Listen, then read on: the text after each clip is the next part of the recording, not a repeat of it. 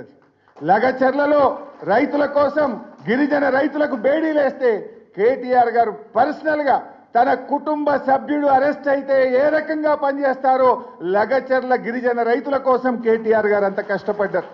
వారి బెయిల్ కోసం, వారిని విడుదల చేయడం కోసం వారి కుటుంబ సభ్యులను కూడా 3 సార్లు కలిసి ధైర్యాన్ని ఇచ్చి ఆ కుటుంబాలకు కూడా అండగా నిలబడి వాళ్ళను జైలు నుంచి గౌరవంగా బయటకు తేవడంలో ఒక పార్టీ వర్కింగ్ ప్రెసిడెంట్గా ఆయన కృషి చేశారు. ఆ రకంగా పార్టీలో ఏ కార్యకర్తకు, ఏ సోషల్ మీడియా యాక్టివిస్టుకు, ఏ ఉద్యమకారుడికి, ఏ పార్టీ నాయకుడికి మన కౌశిక్ రెడ్డి మీద ఇంటి మీద దాడి జరిగినా పార్టీ మొత్తం అందరికీ ఆ కార్యకర్తలకు, ఆ నాయకులకు అండగా నిలబడ్డది. నేను ఇప్పుడు కూడా చెప్తున్నా, కేటీఆర్ గారు కూడా ఒక కార్యకర్తనే, కేటీఆర్ గారు కూడా పార్టీలో ఒక ఉద్యమకారుడే. ఇవాళ ఆయనకు ఆపదొస్తే కూడా మొత్తం పార్టీ కూడా వారికి అండగా నిలబడుతుంది. ఏ రకంగా అయితే ఒక నాయకుడి కోసం, ఒక కార్యకర్తకు ఇబ్బంది వస్తే నిలబడ్డామో, ఇవాళ కేటీఆర్ గారి మీద పెట్టిన కేసు ఆయన మీద పెట్టిన కేసు కాదు, ప్రశ్నించే గొంతు మీద పెట్టిన కేసు, ఉద్యమకారుడు మీద పెట్టిన కేసు.